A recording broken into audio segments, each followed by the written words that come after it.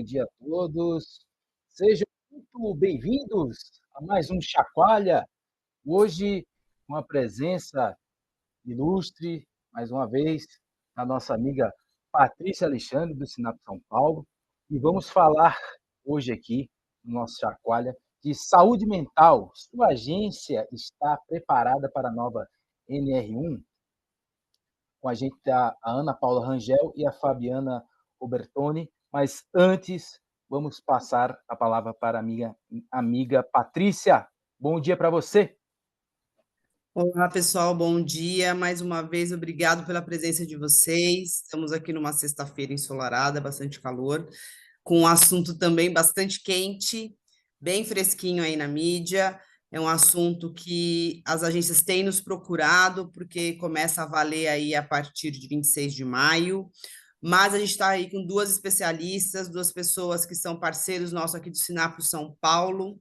Então, queria já agradecer de antemão a presença da Ana Paula Rangel e da doutora Fabiana Robertoni, do escritório Gamboa Advogados, para estar aqui conversando com a gente sobre o tema. E fiquem à vontade para fazer as perguntas, que a gente vai tentar responder todas no final, ok? Bem-vindas, Ana Paula, Fabiana. Bom dia a todos. Agradeço o convite, né, do FENAPRO, Sinapro.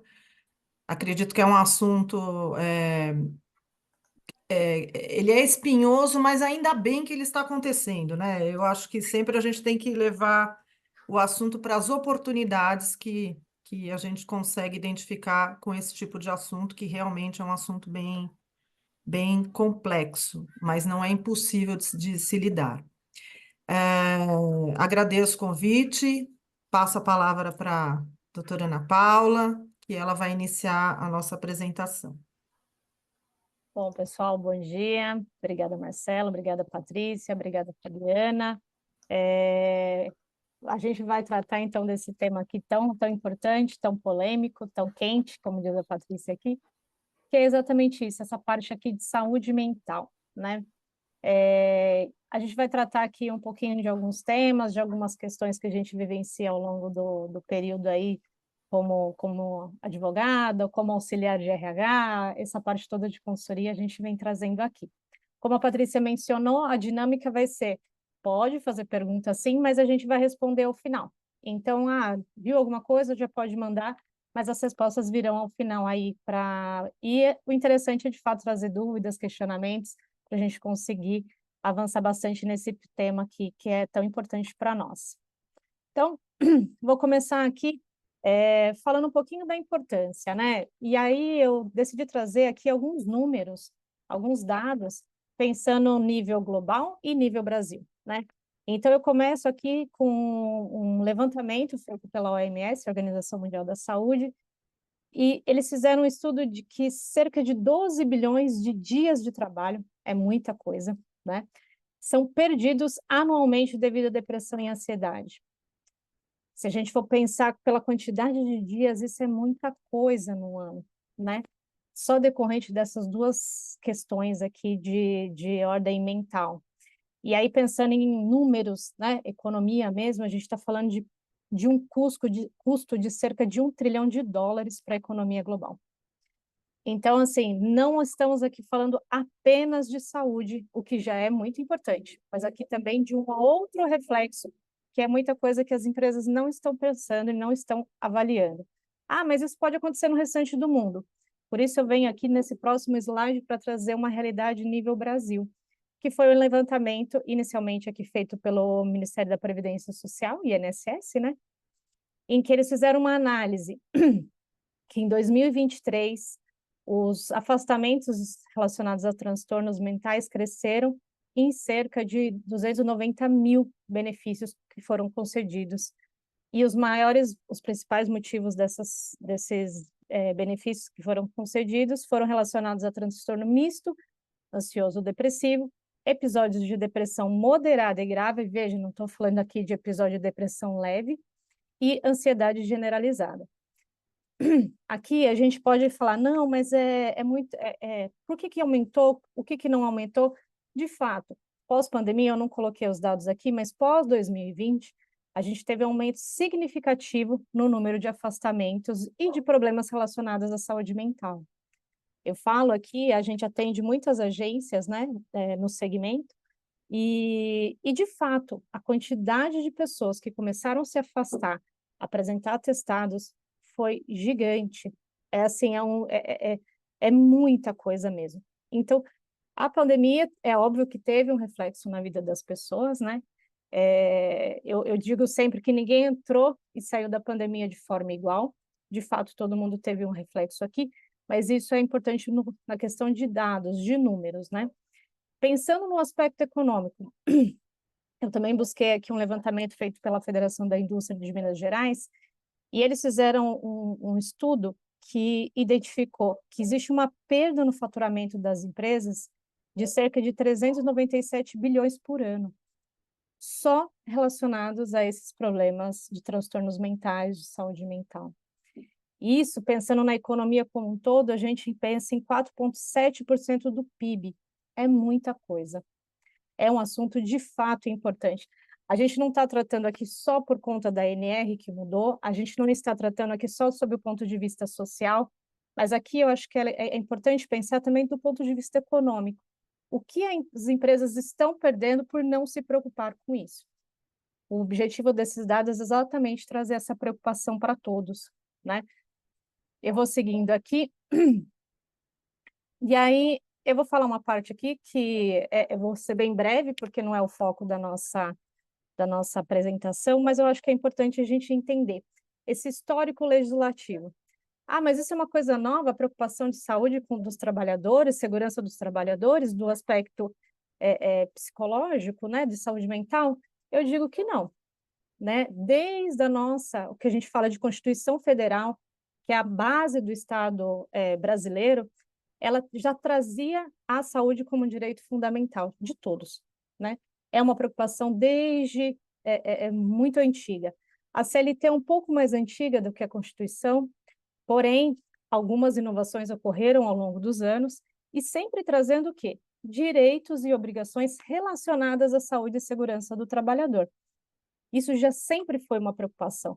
E aí, quando eu falo de direitos e obrigações, eu estou falando de necessidade de serviços especializados em segurança e medicina do trabalho, a CIPA, né? Ah, mas a minha empresa não é obrigada a ter CIPA, mas pela legislação você precisa nomear um representante para que faça às vezes da CIPA. Então, do tamanho da importância que isso existe, né? EPIs, todas as empresas, se for necessário, estiver exposto a algum risco específico, você precisa fornecer os EPIs. Os exames médicos, que as pessoas às vezes não dão nenhuma importância, falar, precisa fazer. Não é só precisa fazer. Ele é uma ferramenta, ele é um instrumento necessário para a gente medir a saúde e a segurança do trabalhador, né? E dentre inúmeros outros. Então, desde lá da Constituição, desde da lei trabalhista que a gente fala, a CLT, a gente já tem essa preocupação. As NRs, as normas regulamentadoras, elas vieram para complementar essa legislação trabalhista, também trazendo direitos e obrigações, mas esmiuçando eventualmente algum tema que seria mais específico, vinculado à saúde e à segurança. E pensando nessas normas regulamentadoras, né, que a gente vem nessa parte. O que mudou? O que a gente tem de novo? Né? Se a gente for parar para pensar, os riscos, a gente tinha, né, a identificação dos riscos físicos, químicos e biológicos. Isso era o que já vinha antes. E agora a mudança vem em relação aos riscos que a gente chama de psicossociais, né? Que houve essa inclusão na NR1.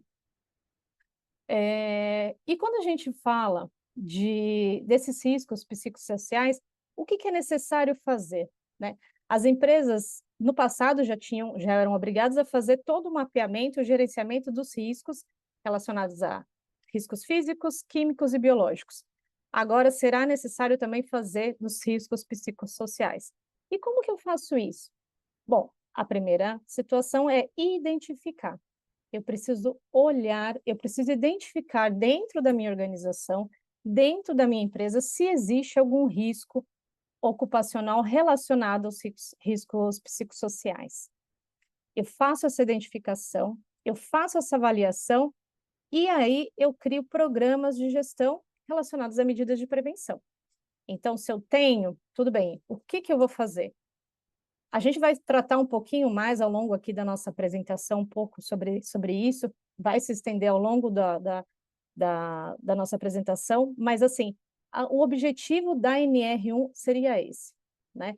A gente não está falando de muita novidade se a gente for pensar na questão de saúde e segurança do trabalhador, porque a gente já tinha uma necessidade de se preocupar com nesse viés, mas não havia aqui uma formalidade mais específica.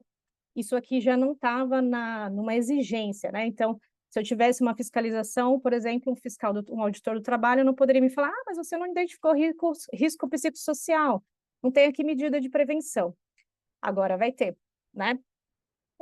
A gente trabalha com algumas agências e eu acho muito legal, a gente sempre faz um trabalho aí em parceria, algumas agências têm um programa excelente relacionado a essa parte de saúde mental, o que é muito legal.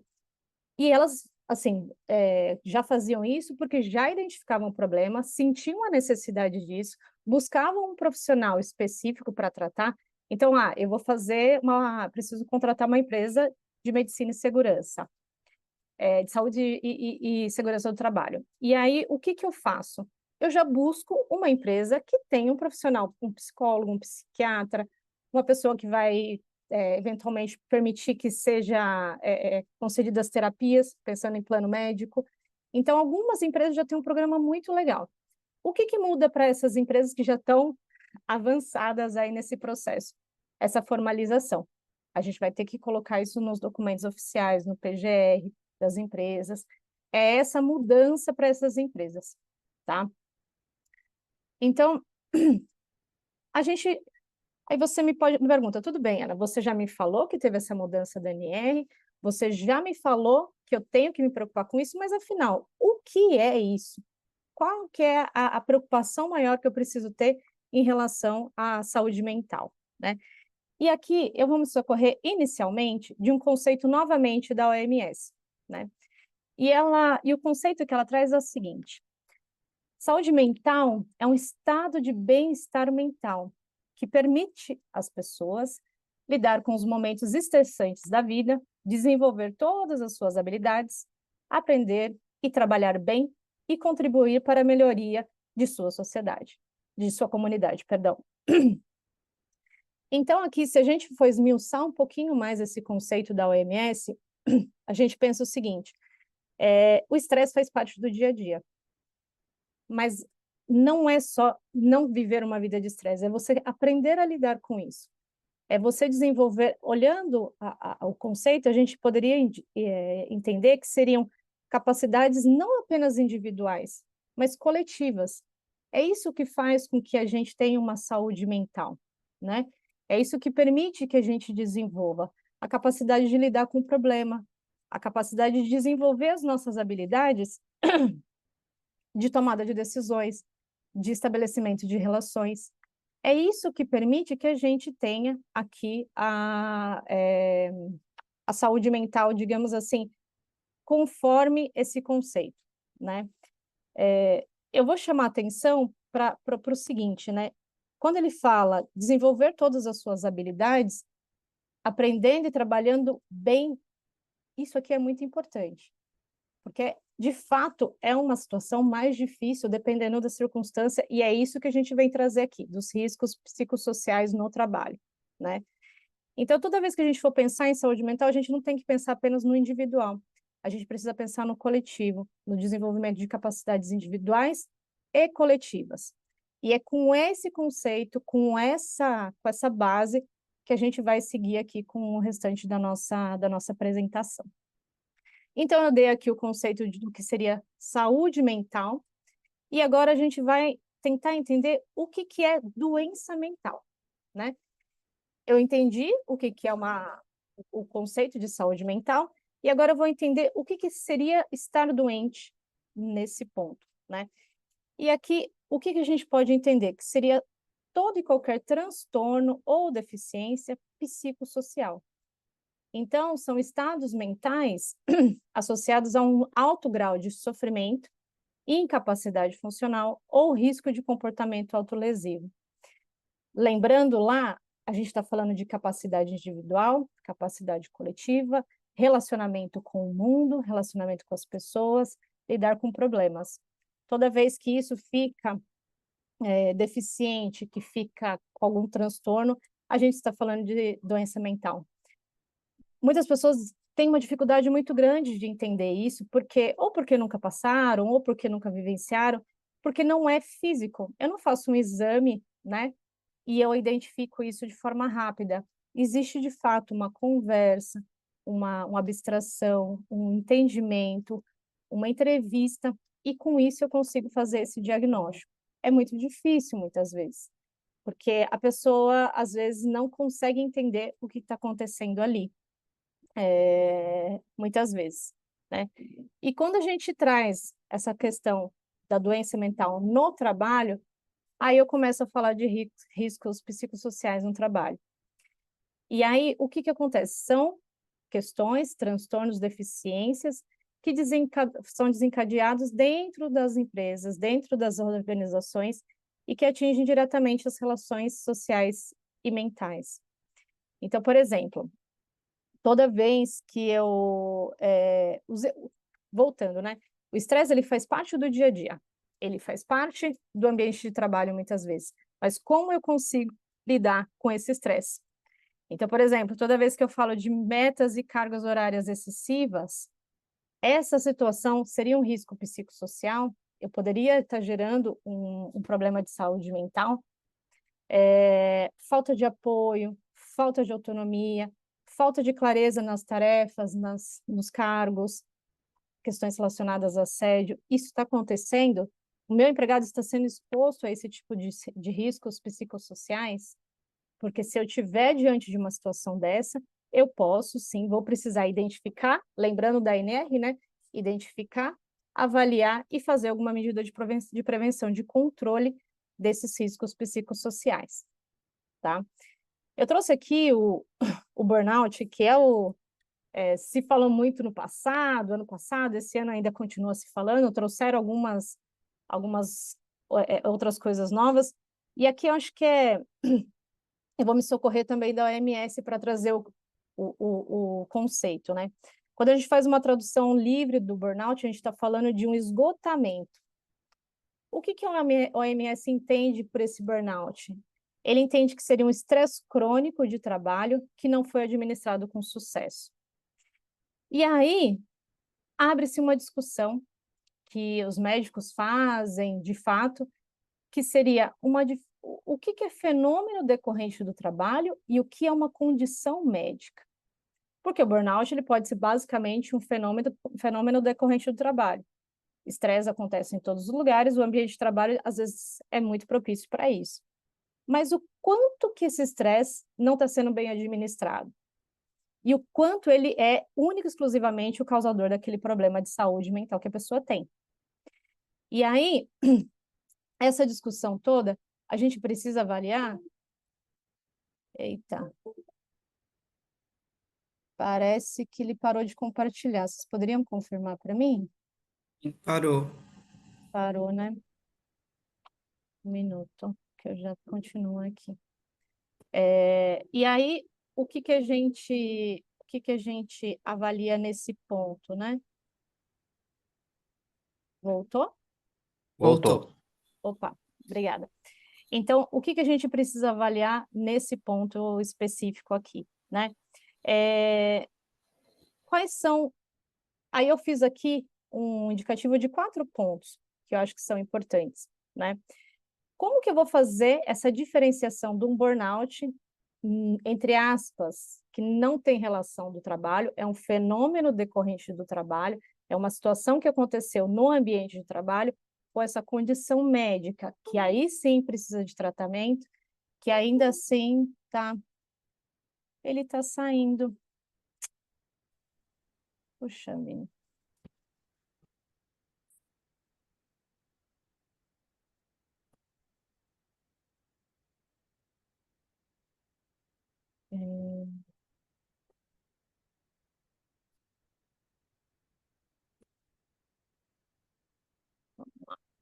Peço desculpas aí que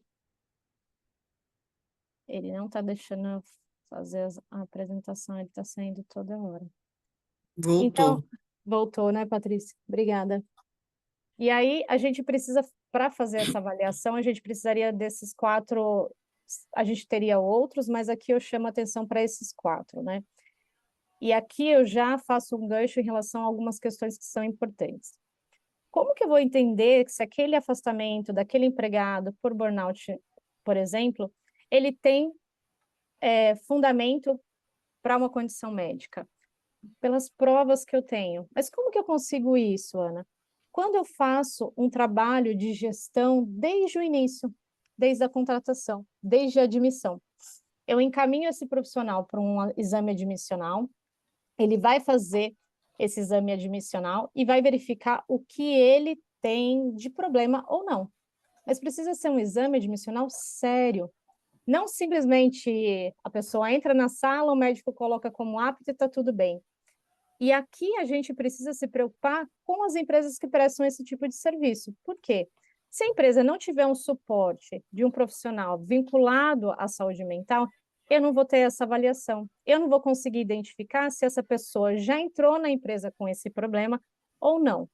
Aí, Ana, mas aqui você está falando, tem uma questão de sigilo médico. Sim, tem uma questão de sigilo médico. Empresa, pode ser que eu não fique sabendo dessa questão, mas isso vai estar no prontuário e, eventualmente, numa ação trabalhista, por exemplo, isso poderia ser solicitado. E os médicos estão, de fato, solicitando esse tipo de prontuário das empresas de saúde ocupacional, né? Então, essa é uma primeira situação, né? Pensando em admissional. Também periódicos, isso daqui a gente conseguiria fazer essa identificação.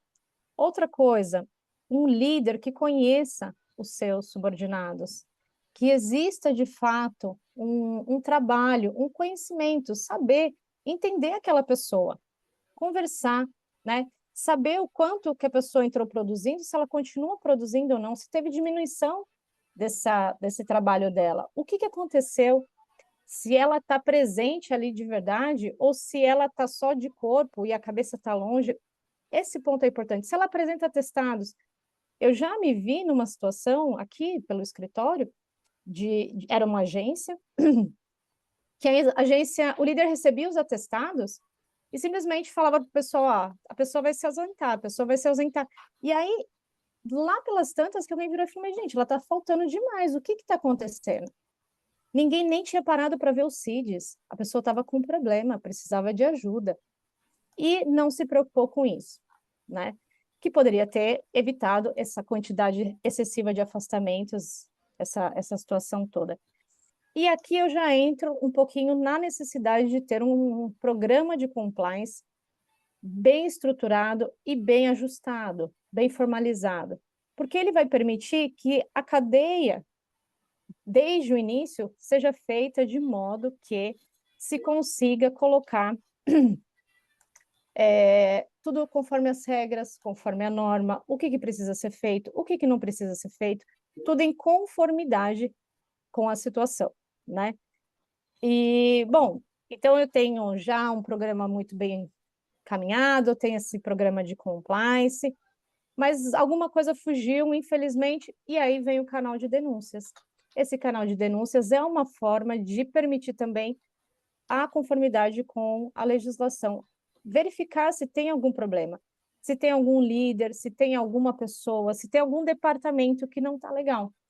A gente vai conseguir identificar isso por um canal de denúncia sério, que tenha toda a seriedade e que funcione. Isso é muito importante. A gente tem algumas empresas que a gente, inclusive, auxiliou pelo escritório, né, na implantação de um canal de denúncias, e tem alguns muito sérios, e funcionam muito bem mesmo. Os empregados se sentem representados, de fato, fazem, felizmente, essas empresas assim, tiveram um ou outro caso de situações e que foi, de fato, feita uma apuração. É realmente um organismo sério e assim precisa ser, né? E aí, medidas de prevenção, que são as mais variadas possíveis. A gente precisa pensar em conversas, em treinamentos recorrentes, lembranças sobre código de conduta, tudo isso faz parte para se entender o que eu tenho de questões que de fato são riscos dentro da empresa e questões que a gente precisa, que a empresa realmente precisa se organizar e ajustar, né? Vou seguindo aqui. Então, a gente vai pensar no seguinte, bom, eu já entendi mais ou menos o que eu preciso aqui, e agora eu vou falar um pouco de impactos. Por quê? Esses impactos, eles estão diretamente relacionados a todos esses problemas que a gente mencionou. Há uma dificuldade muito grande, porque muitas vezes a pessoa não se apresenta claramente com aquele problema. Não vem um CID de ansiedade, muitas vezes não vem um CID de problema de burnout ou de depressão, às vezes não vem, mas existem outras circunstâncias, e são esses, eu coloquei impactos negativos, mas eu poderia até chamar de sinais de alerta. São sinais de alerta que permitem que eu identifique se há ou não um risco específico naquele departamento, com aquela pessoa e naquela empresa, né? E o primeiro deles, que eu já mencionei aqui um pouquinho, que é o aumento do absenteísmo. O que é isso, Ana? O absenteísmo é quando a pessoa começa a faltar, não entregar. Acontece aqui algum problema que não está legal, a pessoa está negligente, não está entregando, não está aparecendo, apresenta muito atestado, ou às vezes falta e não justifica. Ah, Ana, mas isso eu tenho na minha empresa e não é por causa disso, não, é por questões diversas, mas aí que tá. Eu preciso identificar os casos que são realmente problema de saúde mental e aqueles que não são. E aí eu preciso aqui de uma gestão de tudo isso. Eu preciso fazer essa gestão, senão eu não consigo identificar esse ponto de risco ou não, né? Mas é um sinal de alerta, é um impacto negativo. E eu vou te dizer, se a gente for parar para pensar e lembrar dos números que eu indiquei no início da apresentação, quando eu falo de falta de entrega, de faltas reiteradas e sequenciais e tudo mais, eu estou falando diretamente no impacto na economia da empresa, no faturamento e PIB e tudo mais, né? Existe um outro ponto que também, um sinal de alerta e um impacto que a gente vê, que é o presenteísmo. Mas o que é isso? O presenteísmo, ele ocorre quando a pessoa está presente fisicamente, mas ela não está presente mentalmente. Ela não consegue fazer a entrega de modo devido, não está acontecendo uma presença de fato daquela pessoa no dia a dia da empresa, nos trabalhos, nas entregas. Essa aqui é muito difícil de identificar, principalmente hoje, se a gente for parar para pensar, a gente tem um híbrido em muitas agências, né? Tem agência que faz 100% online o trabalho, não tem mais espaço físico, ou espaço físico, às vezes, apenas para reunião. Então, há uma dificuldade, e aí até coloquei, que a gente poderia ter questionários para identificar. Aqui, novamente, a gente está falando de um trabalho de gestão, de liderança, para permitir que se identifique esse sinal de alerta. A gente trabalha com uma agência aqui de São Paulo, que eles têm um programa sensacional, muito legal. Eles têm o híbrido, tem pessoas que não vão na empresa, e eles fazem um trabalho muito legal com os gestores. E eu vejo que funciona muito bem, porque eles conversam, os gestores conhecem aqueles que eles estão direcionando os trabalhos, e é muito legal porque muitas vezes o gestor mesmo fala, olha, fulano de tal não está bem. O que a gente pode fazer para ele? A gente vai permitir que ele tire férias? Como que vai ser? Porque aqui a gente precisa entender também. É difícil, às vezes, diferenciar o que é um burnout, de fato, uma condição médica, de uma depressão, eventualmente. Porque no caso de uma depressão pura e simples, às vezes o trabalho ajuda. Se for o burnout, vai ser um cenário catastrófico. Então, o gestor, ele pode, às vezes, ter essa possibilidade de entender e conhecer e fazer o melhor direcionamento, tá? Outro sinal de alerta, outro impacto negativo é a queda na qualidade do trabalho. Infelizmente, a gente vê muitos relatos das pessoas falando assim, nossa, Ana, a pessoa era excelente, entregava assim brilhantemente, e do nada ela não conseguiu fazer diminuiu as entregas, diminuiu a qualidade, ela era ótima, o cliente adorava, do nada ela começou a faltar nas reuniões, enfim. Aqui eu tenho um sinal de alerta individual, mas eu posso ter um sinal de alerta do ponto de vista Tá. de vista de departamento. Saiu aqui, né? Uhum. Do ponto de vista de departamento. Peraí. Não sei por que está acontecendo isso.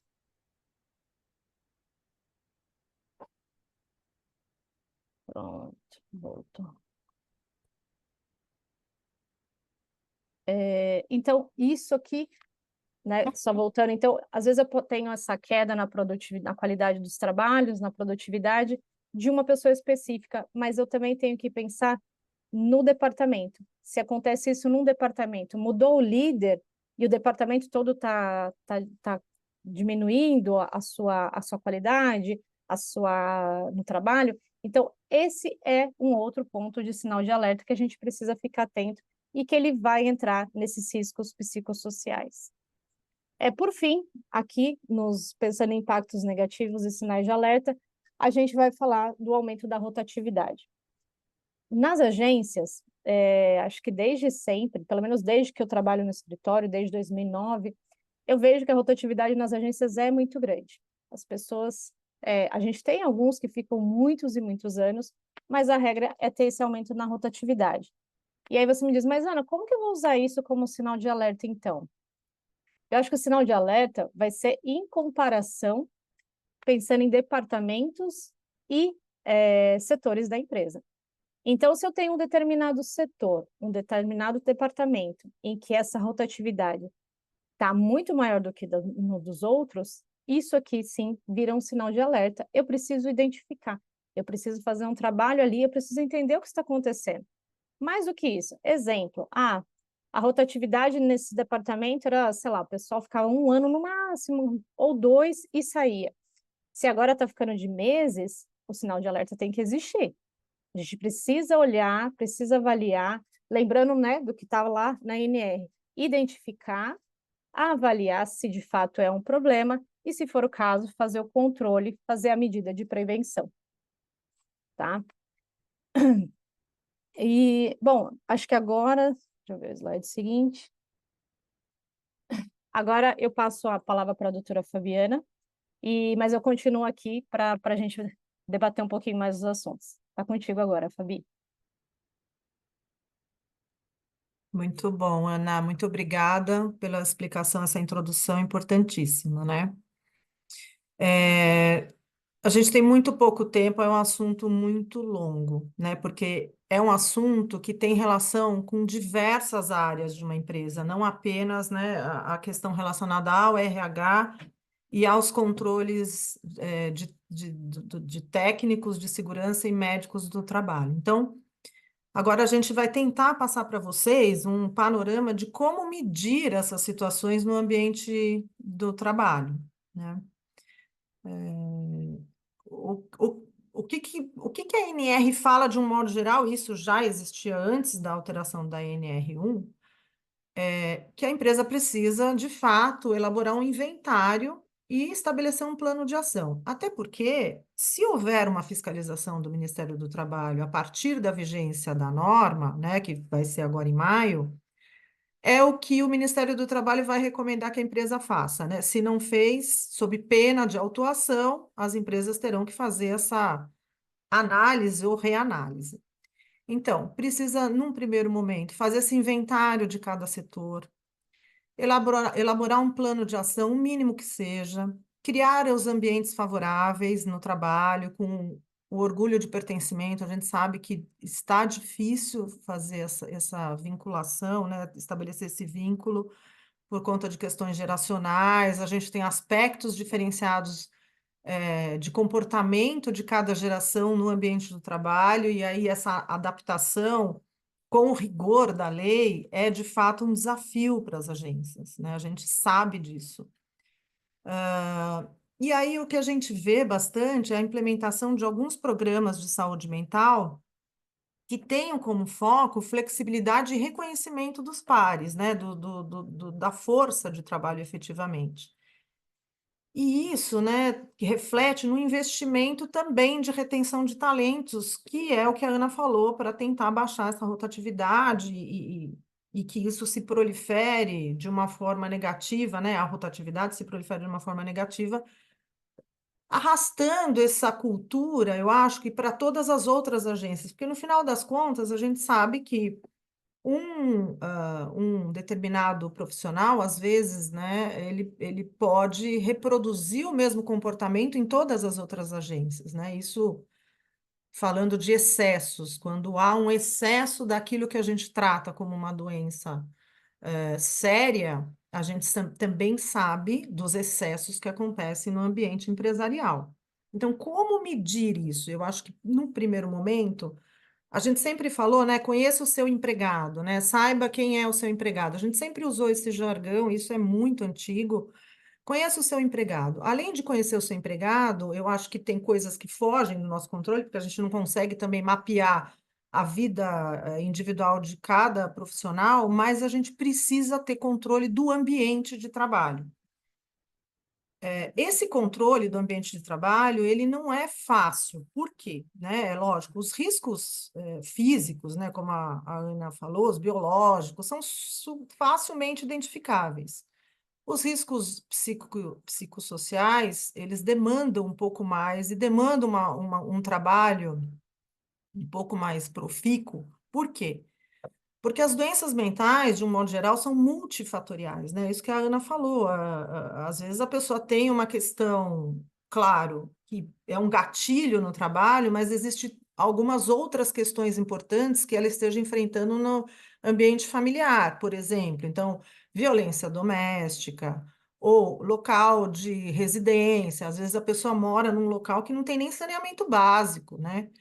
Então, essa realidade, no meu ponto de vista, precisa ser levada em consideração, inclusive, como que a gente mapeia isso? Entrevistas, feedback, não, nos exames médicos, e daí por isso que eu sempre falei, não é a primeira vez que eu falo, o exame médico ele tem que ser muito sério. Entendo agora que com essa questão, né, com essa obrigatoriedade da responsabilidade da empresa de ter esses programas, né, de que se evite esses afastamentos e que a gente não tenha esse ambiente tóxico, ter um profissional dedicado, né, ainda que seja externo, mas um profissional que esteja próximo da empresa, justamente para dar essa guarida para as decisões empresariais. Acho que um ponto muito importante que a gente precisa falar sobre a responsabilidade da empresa em relação às doenças mentais, né? Como eu disse, o que existe, na verdade, é uma tendência das pessoas entenderem que toda doença mental é uma doença decorrente do trabalho. Não é. O que nós temos hoje na legislação engloba o seguinte conceito, né? É uma presunção de realidade, né? De que aquilo possa ser decorrente do trabalho. Para que isso seja decorrente do trabalho, a gente precisa que seja estabelecido um nexo entre a doença e o trabalho. Então, o simples fato de a pessoa apresentar uma questão mental ou trazer para o ambiente de trabalho uma situação de vulnerabilidade, por si só, não quer dizer que isso seja reconhecido como uma doença do trabalho ou um acidente do trabalho, para que fique mais claro, e aí a gente tenha todos os impactos da legislação em relação à previdência, por exemplo, estabilidade decorrente, né, da doença, se o afastamento for superior a 15 dias, e a partir do retorno, quando for tida a alta médica, a estabilidade de 12 meses após o retorno. O aumento ou incremento do FAP, do RAT, né, que a gente fala, se por um acaso aquilo causou um impacto financeiro para a empresa, provavelmente teremos lá no final um incremento nas alíquotas do INSS. Então, e por que que a gente fala desses controles? Justamente, né, não só sobre o aspecto social, mas do que aquilo representa sob o ponto de vista também reputacional da empresa. Hoje a gente tem os programas de ESG. A questão de saúde mental nada mais é do que o S, é o social, né? Então, para aquelas empresas grandes que têm os seus programas de ESG, a questão da saúde mental é primordial. Mas eu também entendo que temos que ter os controles, né? E aí a gente faz toda essa gestão de risco com base nesses controles, por quê? Para saber o que é de fato um ambiente tóxico do que é um ambiente favorável para o exercício do trabalho. Quando a gente fala de gestão de riscos, eu acho que o mais importante aqui é a gente implementar boas práticas, né? O exemplo. Então, é um trabalho que tem que ser feito em conjunto, não é um trabalho específico de uma área. Então, a autoliderança precisa ser envolvida. Às vezes, a alta liderança não tem nem visibilidade daquilo que está acontecendo num determinado departamento da empresa, né? Então, entendo que é um trabalho que tem que ser desenvolvido como um SESMIT, ainda que seja um SESMIT terceirizado, é um trabalho que precisa ser desenvolvido com o RH, né, para toda essa questão de gestão desses programas. Precisa ser envolvido o jurídico em questões específicas e questões nebulosas, porque tem determinadas situações que a gente transita numa névoa, né, absoluta, a gente não consegue identificar o que está acontecendo de fato. E também com um médico especializado. A gente sabe da grande dificuldade das agências de contratarem esses programas específicos e inserirem esses médicos especialistas na gestão desses programas, né? Os psiquiatras, os psicólogos. Mas a gente, conversando ontem com a Ana, entendemos que isso provavelmente fará parte dos programas, porque não há como o Ministério do Trabalho imputar multas, né? Sem que o programa passe a ter o integrante relacionado às questões mentais. Então, essas boas práticas que a gente fala, normalmente são derivadas dos princípios, né, e das valorações que as agências têm para si como norteadores da condução dos negócios, né? E isso tudo sempre vai gerar um trabalho muito especializado e muito específico, mas precisa que isso aconteça. A gente precisa falar também das empresas pequenas, né? As empresas menores, elas têm a obrigação de fazer a gestão de risco, mas não existe a obrigação de fazer o documento físico. Microempresários individuais, empresas de pequeno porte, que têm um grau de risco 1 e 2, só precisam reportar para o Ministério do Trabalho. Tem um link, depois a gente vai disponibilizar para vocês aqui no final da palestra, ou quando vocês precisarem no material, solicitarem para a Patrícia, a gente encaminha junto. E aí existe essa isenção para as pequenas empresas, mas não quero dizer que ela não tenha que fazer os seus controles de riscos psicossociais, tá? Pode passar. Bom, e aqui é mais ou menos o que a gente acabou de falar, né? Então, toda demanda tem que gerar um controle. Importante que a empresa meça o esforço versus a autonomia de cada profissional, né? E o envolvimento desse profissional nas decisões. Nós estamos no momento atual das agências dessa certa independência justamente por esse choque geracional e a juniorização, né? Então, eu acho que é importante que a gente envolva essas pessoas cada vez mais na decisão, para que isso traga uma visibilidade maior daquilo que precisa ser feito. Também a gente não pode deixar de lado o reconhecimento pelo esforço do trabalho, né? É sempre importante a gente ter um agrado, algo que possa, nem que seja uma palavra de reconhecimento, ainda que a empresa não consiga bonificar ou dar um benefício melhor ou uma remuneração maior, mas ter essa palavra de reconhecimento, né? Muitas queixas eu já vi com presencial, as pessoas falam, poxa, eu fiz tanta coisa legal, eu não recebi nenhum obrigada, né?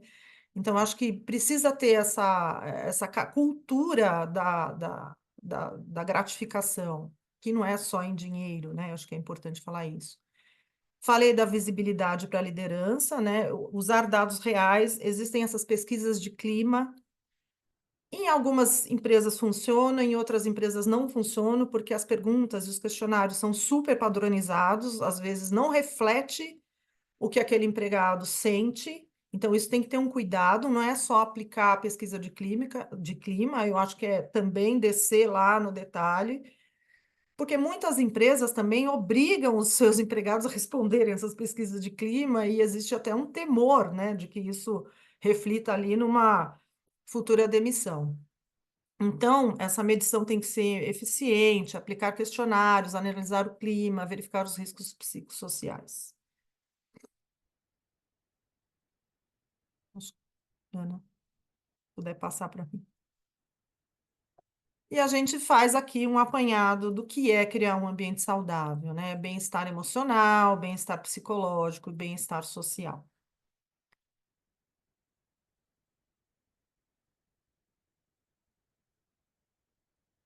Com toda essa gestão, a gente pode alcançar os possíveis resultados, né? Que é aumento da produtividade e eficiência, redução do absenteísmo, fortalece a cultura organizacional, auxilia os colaboradores a enfrentar os desafios, aumenta a resiliência, permite que os colaboradores cresçam em seus papéis e ajuda os colaboradores a gerenciar o estresse.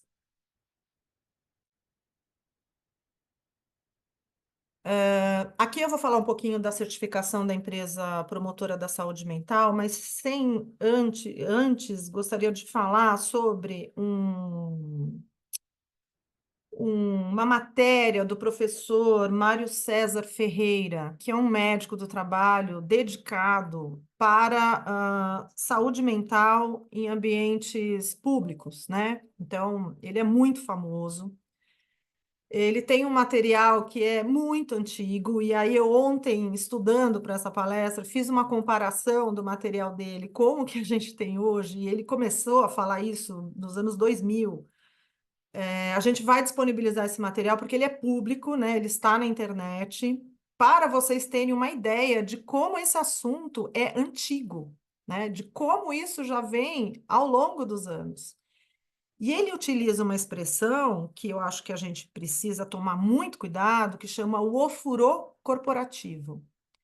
O que que é isso, né? Não adianta você trazer programas de felicidade, de bem-estar no trabalho, antes de fazer as medições, né?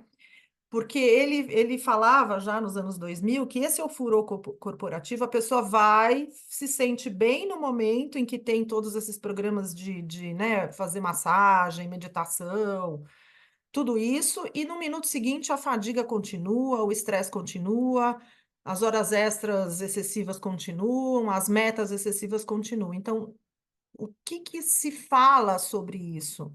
Meça, avalie o seu ambiente, porque não adianta implementar nenhuma estratégia hoje de gestão de saúde mental se a gente não tiver os dados internos da empresa. Depois que você fizer essa medição, a empresa que você for contratar, ou o SESMIT terceiro, né, terceirizado, aí sim você avalia quais são os seus gargalos, aí sim você implementa situações de bem-estar emocional, social e tudo mais.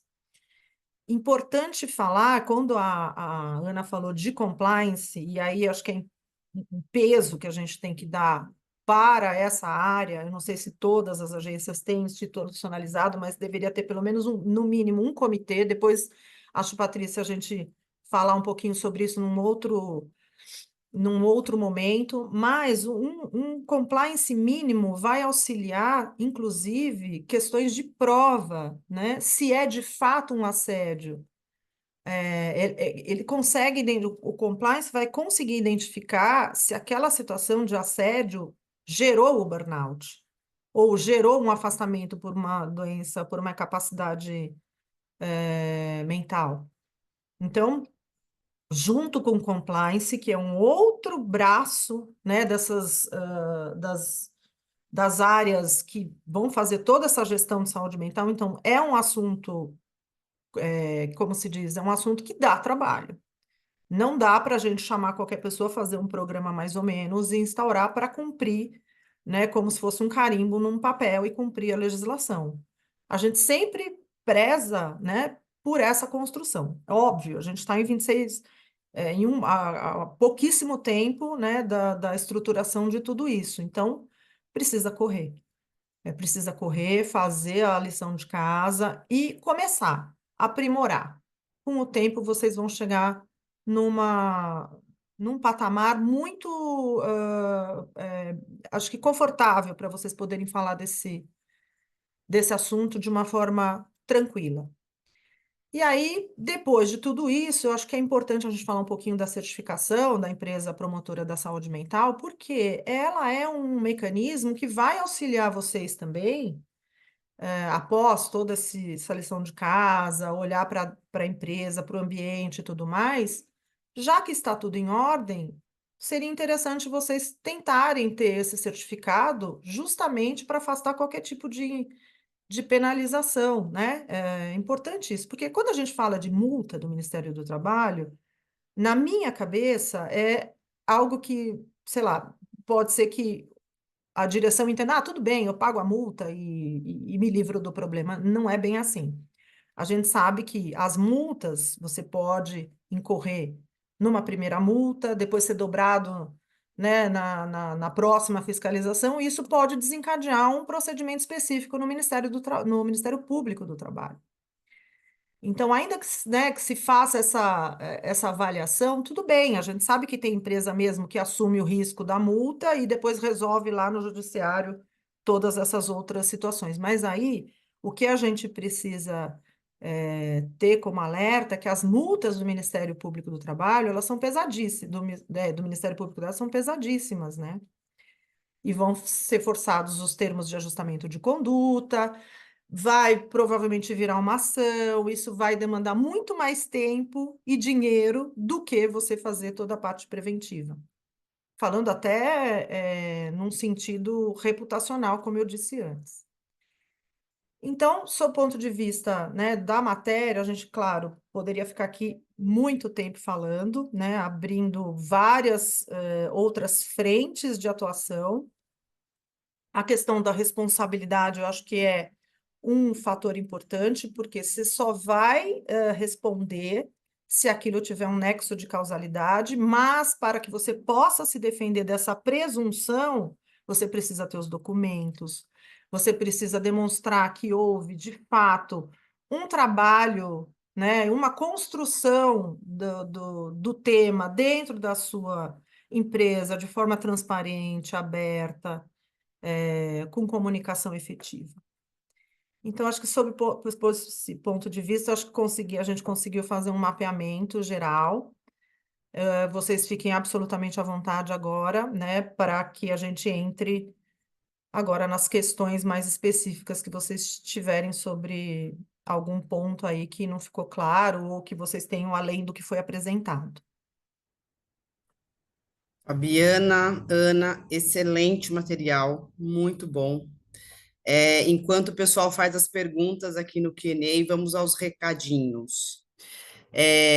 Bom, eu estou com um monte de perguntas aqui anotada para a gente discutir, mas vamos deixar o pessoal fazer aqui as perguntas no Q&A. Mas assim, pessoal, eu queria dar alguns recadinhos. Primeiro, a gente vai estar disponibilizando tanto a gravação como a apresentação para todos os associados, então é só quem tiver interesse solicitar no seu Sinapro, tá? Solicitar no seu Sinapro ou na FENAPRO e a gente vai estar enviando isso para os associados, tá certo? Uma outra situação, eu percebi aqui que tem várias pessoas repetidas no chat. Eu queria pedir a gentileza para vocês, para que sempre que a gente faz esse tipo de palestra, a gente tenha um dashboard por trás disso, para saber quantas agências estão participando, de qual região, e quando você compartilha o seu link com outras pessoas, essas pessoas não fizeram inscrição, e para a gente não consta. Então, a gente fica com um número que não é o real, vamos dizer assim. Então, eu queria pedir a gentileza, sempre que tiver divulgação da FENAPRO sobre chacoalha, dica legal, que as inscrições sejam feitas pelo menos até um dia antes da palestra, e que para todo mundo receber o invite, poder se cadastrar e entrar direitinho, e a gente realmente ter a quantidade de agências, de pessoas que estão participando da live. Tá bom? Marcelo, você quer complementar alguma coisa? Sim, aproveitar que agora a live Chacoalha Dica Legal, elas são abertas, né? Não é só para associados do ecossistema FENAPRO em todo o Brasil. A live é aberta para agências associadas e não associadas. Então, vocês podem aproveitar isso e podem compartilhar com seus pares para que as pessoas possam fazer a inscrição e receber, né, o invite no e-mail. Agora, como a Patrícia falou, a gente vai disponibilizar tanto a gravação dessa live para depois uma futura consulta de vocês, como esse material, lembrando que esse material é um material apenas para consulta, consumo interno, proibido qualquer tipo de copiagem. Está disponível para todas as agências associadas do ecossistema Sinapro-FENAPRO, todo o Brasil. Basta entrar em contato com o sindicato, com o Sinapro da sua região. É isso. E também, já vou avisando, vocês podem fazer interação, tanto pelo Q&A, e também foi aberto agora o chat. Chat aberto para quem quiser fazer perguntas. Já temos 3 perguntas aí, viu, Paty? Então, vamos lá, gente. Bom, Ana e Fabi, eu achei muito didático o conteúdo. Eu acho que fica muito claro, né, tudo que a gente precisa fazer, o que a legislação traz. A gente está falando, e uma coisa que ficou bastante claro, e que eu acho que é importante a gente ter essa ciência, é que não tem grandes mudanças, porque isso vem na legislação já desde lá de trás. Então, todo mundo, tem uma coisa nova. Não é nova, é que é um assunto que as pessoas não dão a devida atenção, né? E quando eu falo as pessoas não dão, estou falando de empresas no geral, né? A gente vê que as áreas de SESMIT das empresas, elas não são dadas a devida atenção, né? Até, infelizmente, hoje a gente tem no mercado empresas de SESMIT boas e muito ruins. Então, esse é um segmento também que a gente entende que precisa ser melhorado. E aí, o que a gente precisa, né? Enquanto empresa. Primeira coisa, acho que vem aí uma grande importância do Departamento de Recursos Humanos. Então, para aquelas empresas que ainda não têm, eu acho que nunca foi tão urgente ter um Departamento de Recursos Humanos para ajudar nessa questão, né? Um outro ponto que eu pude perceber é que a gente precisa realmente entender o que é saúde mental. O que é saúde mental para cada um? Porque eu percebo, né, até pelas coisas que chegam até nós, que existe uma discussão e entendimentos equivocados sobre o que é saúde mental, né? Então, um ponto que eu trago, que a gente tem que ficar muito atento, principalmente na contratação das pessoas, né? Quando a gente está contratando aí o funcionário, é como que esse processo está acontecendo, como que está sendo feito esse PCMSO, esse acompanhamento, se está sendo feito periódico, porque eu percebo que, às vezes, as empresas contratam essas empresas de saúde ocupacional, vou falar aqui de São Paulo, para mandar o cara lá na Praça da Sé, vai lá, faz o exame e volta. E, assim, as empresas não sabem nem quem é o médico coordenador que assina o PCMSO. E isso precisa ser identificado. As empresas têm que ter essa preocupação, né? Eu já vim de outros segmentos aonde as empresas exigem que o médico coordenador que assina o PCMSO, que ele visite as empresas, que ele acompanhe, nem que seja à distância, para conhecer o negócio.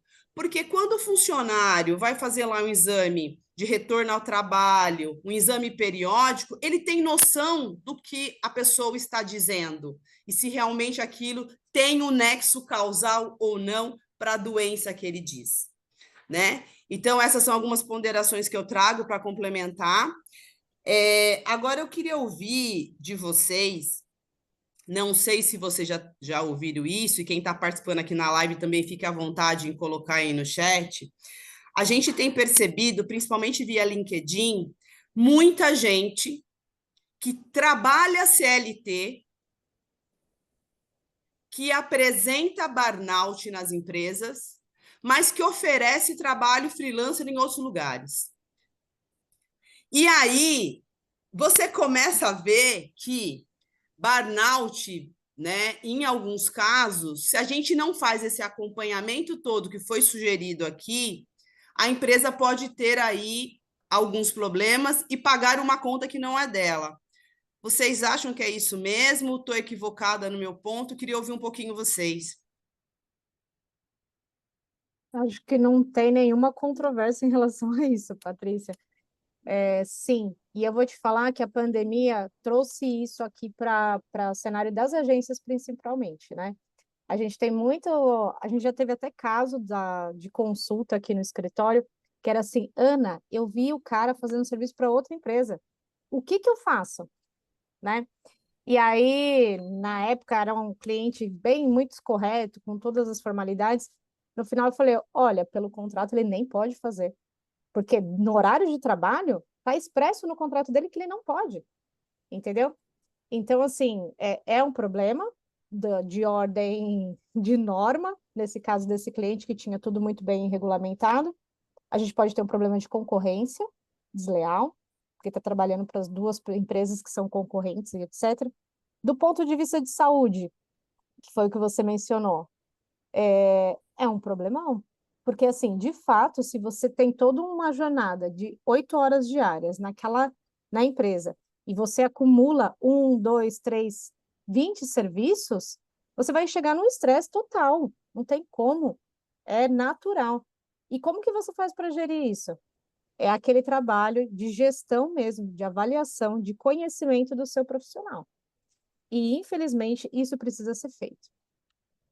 Muitos líderes, como a Fabi falou, né, a juniorização dos líderes aí, eles não querem, mas, assim, é necessário. Existe um impacto, né? Vai pagar, foi o que você falou, Patrícia, vai pagar a conta por conta de uma outra situação, né? Fabi, sim.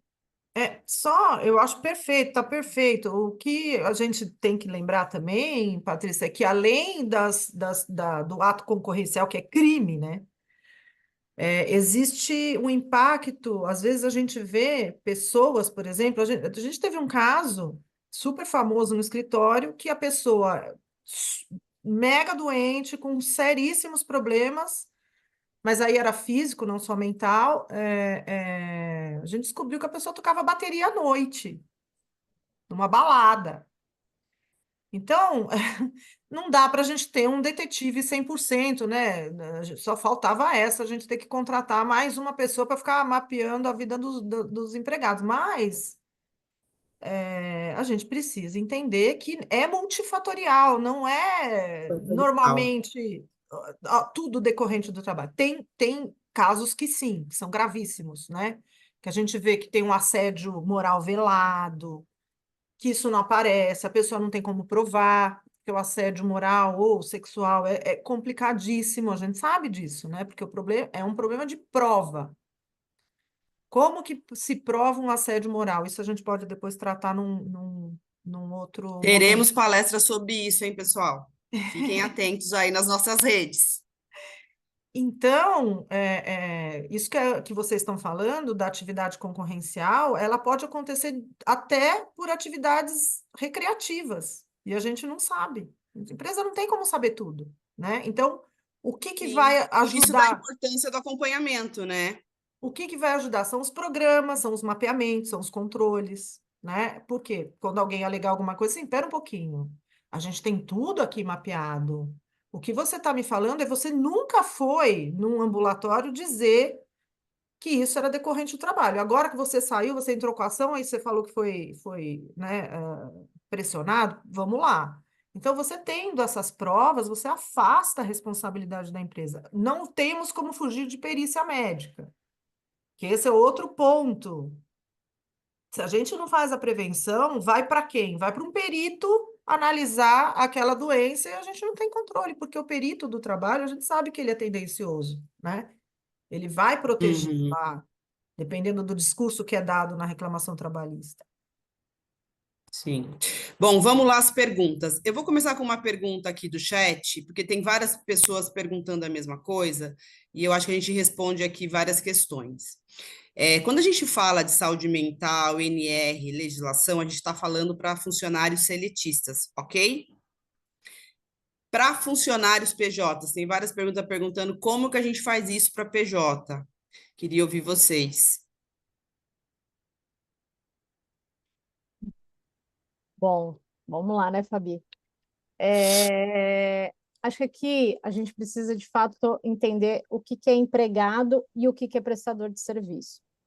Quando a gente fala de empregado, eu falo de uma pessoa que trabalha com pessoalidade, subordinação, habitualidade.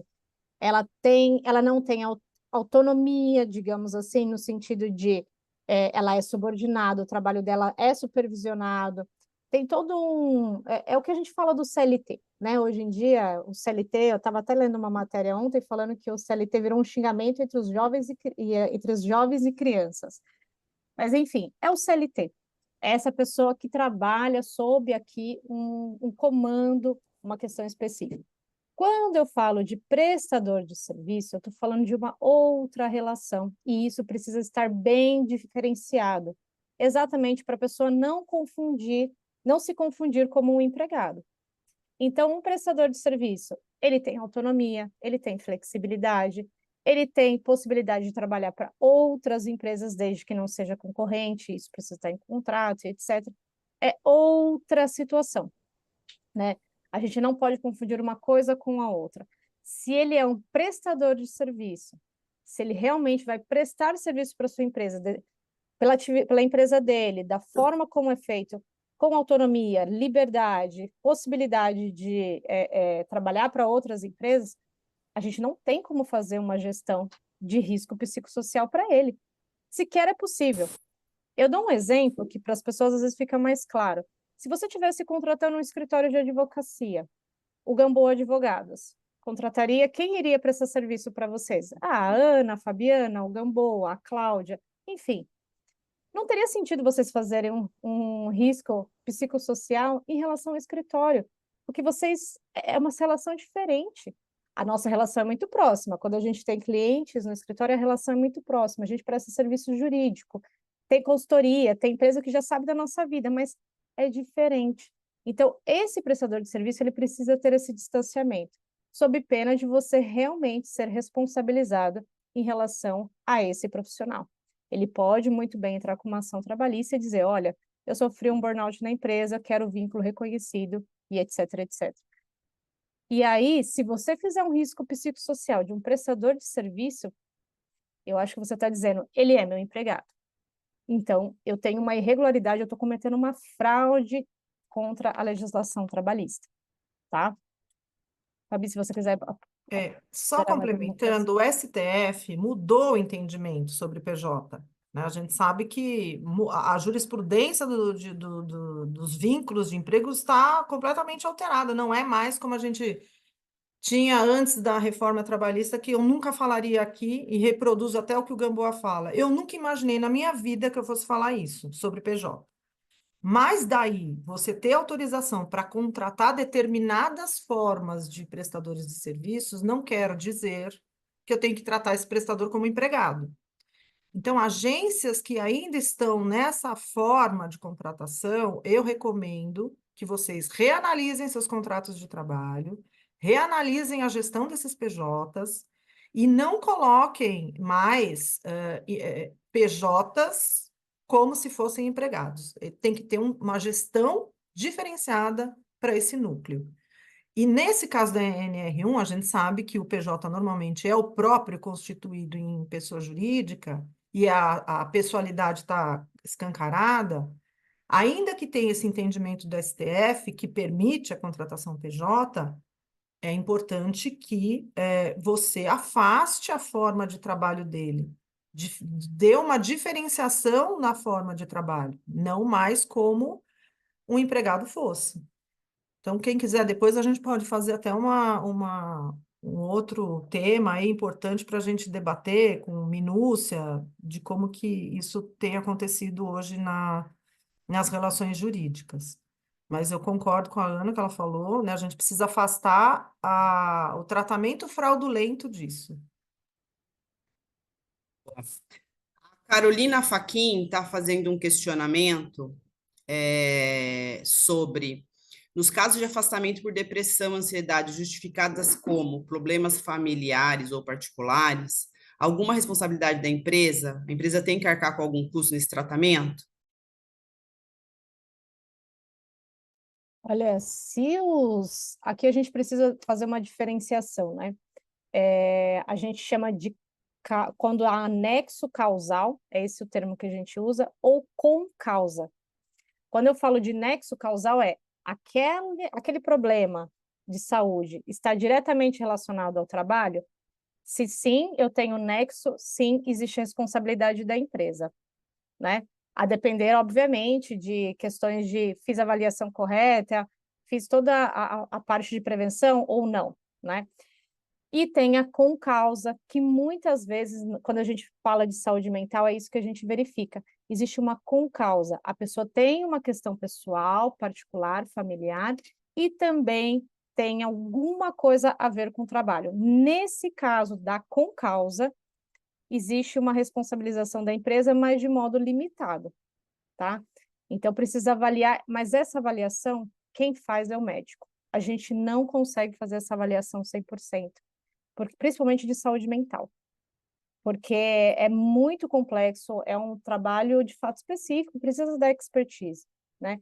Então, se você tem dúvida se é ou não, verifique com o médico. Eu acho que ele que vai ser o profissional adequado para te auxiliar nesse ponto, tá? Boa. A gente está Só com o um, Delmo. só um pouquinho, Paty, Isso. rapidinho. Oi. Por isso que é importante, né, o que a Patrícia falou, de um programa sério, né, um alinhamento entre o técnico do trabalho, segurança do trabalho, médico do trabalho, RH. Porque existe um negócio que se chama gestão de afastados. A gente precisa entender que, tendo afastamento, a empresa não pode simplesmente jogar essa pessoa para o INSS e achar que está tudo resolvido, que ela tirou da aba dela a responsabilidade, ainda que não seja uma doença efetiva do trabalho. Por quê? Porque a responsabilidade continua sendo da empresa para manter o vínculo, né? Então, existem métodos para você fazer essa gestão, existem trilhas, workflow, cartilha, treinamento, então é uma série de coisas. Eu acho que minha empresa tem 3 empregados, não importa. Você precisa saber quais são as medidas que você precisa adotar num momento que acontece um afastamento complexo, tá? Bom, o Delmo está questionando se a gente conhece empresas que já foram certificadas nesta nova NR. Olha, eu não conheço da certificação, eu não conheço. Não sei se a Fabi conhece alguma empresa. De agência, não, mas as bigs, por exemplo, a P&G, Ah, sim, Boticário, Natura, essas empresas certamente têm, porque eles falam de saúde mental há muito tempo. Então, quando veio, acho que provavelmente a NR e a oportunidade de certificação, eles já se candidataram e devem ter essas certificações. Bom, a gente tem uma pergunta anônima aqui. No caso, eu entendi que as questões dos riscos 1 e 2, porém fiquei com dúvida se há tamanho de agência e quais efetivamente as documentações que preciso ter em mãos para envio. Eu acho que aqui seria em relação às microempresas e empresas de pequeno porte, né? Que a Fabi Isso, mencionou. Eu acredito que isso. seja isso. essas empresas de fato não estão obrigadas, mas existe de fato uma diferenciação em relação a essas empresas nessa parte de formalização de documentos. Isso não significa, aí é um ponto de alerta, que eu não preciso ter uma preocupação em relação a isso. Por exemplo, vou trazer aqui a questão da CIPA. Nem todas as empresas precisam ter CIPA, mas a legislação trabalhista exige que seja nomeado anualmente um representante para fazer as vezes da CIPA. E quando eu falo de CIPA, eu estou falando de prevenção de acidentes, eu estou falando de prevenção de questões relacionadas à saúde. Então, eu entendo que às vezes alguma agência pequena não precisa dessa obrigação formal, mas é importante pensar nisso, inclusive nessa questão da CIPA, que a legislação exige sim a nomeação de um representante, tá? Boa. Ainda desse anônimo, ele questiona se a gestão de risco é realmente importante, identificação e mapeamento. As empresas de saúde ocupacional terão alguma obrigatoriedade de um profissional ligado à análise psicológica, ou será de responsabilidade da empresa que contrata esse profissional especializado?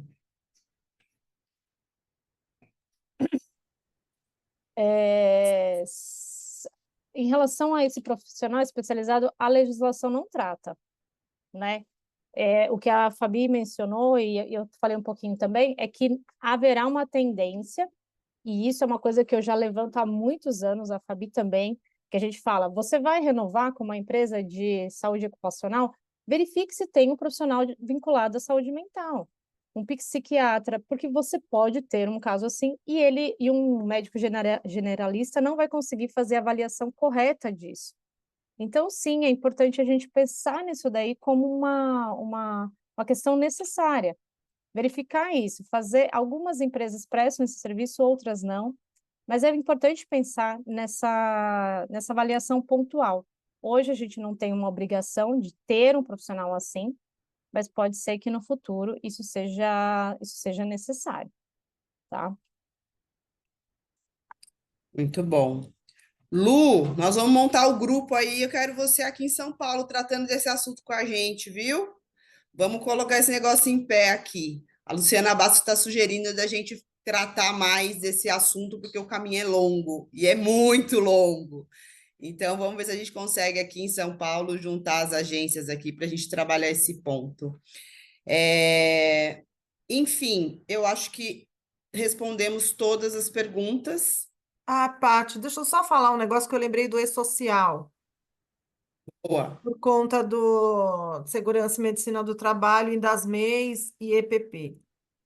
Tomem cuidado, porque o Ministério do Trabalho, depois vocês têm que.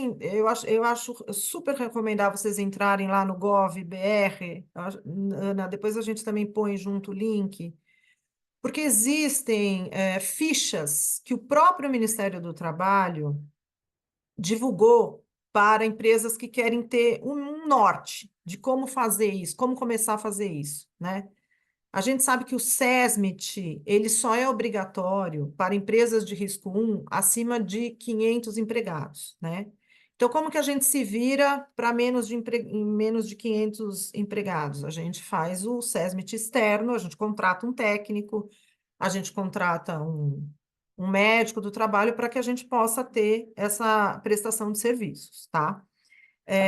Então, quando a pessoa jurídica é pequena, uma MEI ou um IPP, que não tem obrigatoriedade de documento físico, ela precisa declarar lá no E-Social que ela faz o mapeamento, independentemente de confeccionar o documento, tá?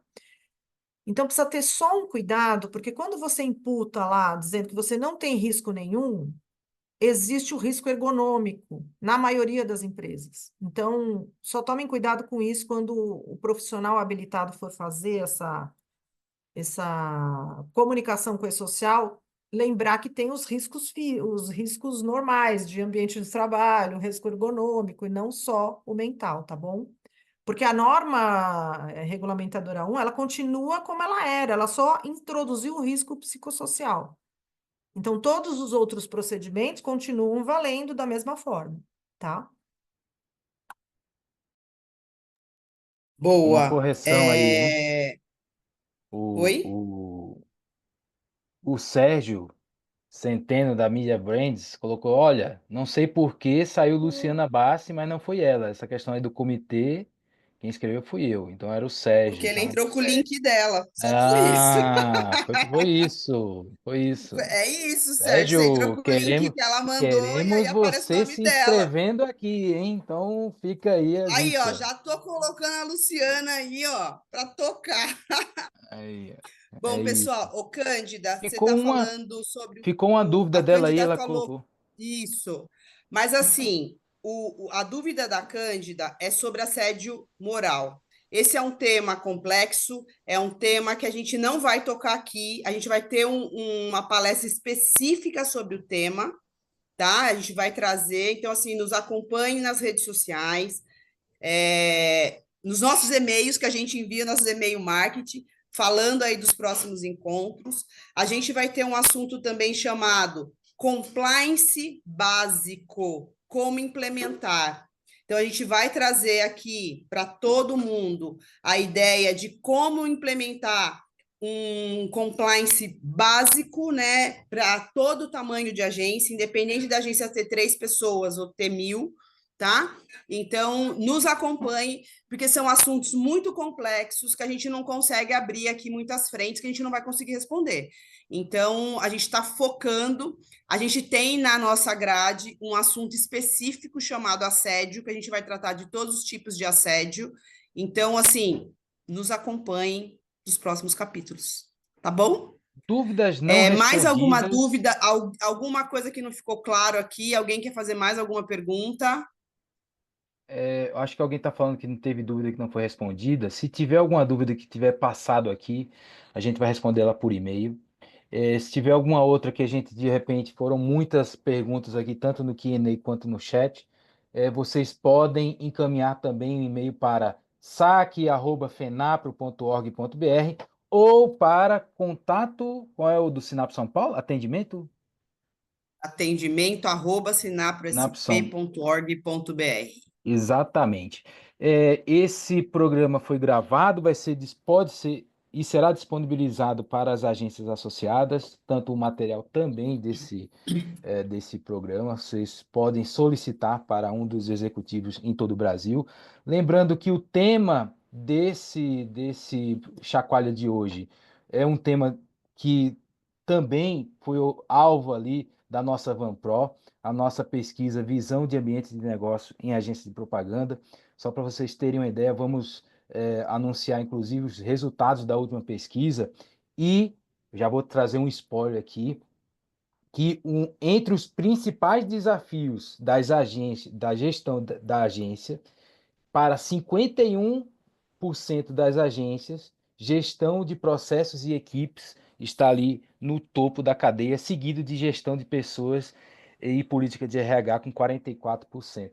Então, assim, é um tema que é um desafio, né, para esse nosso business e por isso que a gente vai falar aqui muito ainda esse ano. De novo, eu digo, a importância do RH, hein? Então, as agências que não têm, senhores empresários, vamos colocar o RH para funcionar. E eu E complemento. lembrar que o RH tem diversos papéis, né? Tem que ficar mudando a chave toda hora. Então, é o RH Compliance, é o RH ESG, é o RH Gestão de Pessoas, é o RH na parte burocrática, né? No núcleo duro do negócio. Enfim, tem muita coisa, né?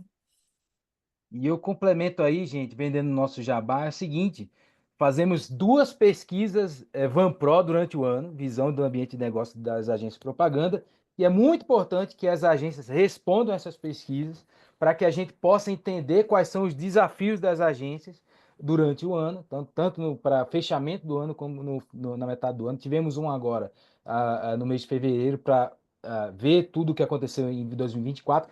Teremos uma lá em agosto. Vamos sempre lembrar disso, vamos sempre trazer pontos que estão norteando nosso mercado. Todos os assuntos que são debatidos aqui são sempre levantados em nossa VanPro. Tudo que a gente faz são essas pesquisas que nos norteiam e muitas coisas vão vir por aí, porque a VanPro nos abastece de informações. Eu agradeço muito, Ana Exato. Paula, Fabiana, Patrícia, e é isso. E assim como o Sérgio, pessoal, fiquem à vontade para sugerir, trazer dúvidas quando a gente mandar a pesquisa de avaliação, o que vocês querem, né, para o seu mercado, como que a gente pode trabalhar, orientar. Gamboa Advogados é o nosso parceiro jurídico trabalhista aqui em São Paulo, então, se vocês quiserem entender, consultar, fiquem à vontade em nos acessar, para poder ter aí o contato do Gamboa, mas nós também estamos à disposição, então, via FENAPRO. Então, sugestões de como fazer, como o Sérgio sugeriu, vamos conversar aqui para a gente montar um grupo para fazer troca. Nós estamos trabalhando em prol das agências, então fiquem à vontade para trazer sugestões de como a gente tocar e como a gente colabora e agrega o nosso ecossistema como um todo. Fabiana, super obrigada pela agenda. Ana Paula, super obrigada pela agenda, pelo trabalho. Tamo junto e vamos para o próximo, se Deus quiser. Má, obrigado pela parceria. Valeu. E até a próxima, pessoal. Um ótimo final de semana a todos, viu? Obrigada, Patrícia. Obrigada, Marcela. Obrigada, pessoal. Obrigada a todos, obrigada pela oportunidade de falar. E aí, acho que a Patrícia tem toda a razão, Marcelo também, Ana. Vamos sentar e pôr a mão na massa. Eu acho que isso daí é nossa característica, né, Patrícia, de Sinapro. Falo pela Patrícia, porque né? Eu lembro do E-Social, não esqueço nunca mais. Então, é isso. Verdade. É isso aí. Sim.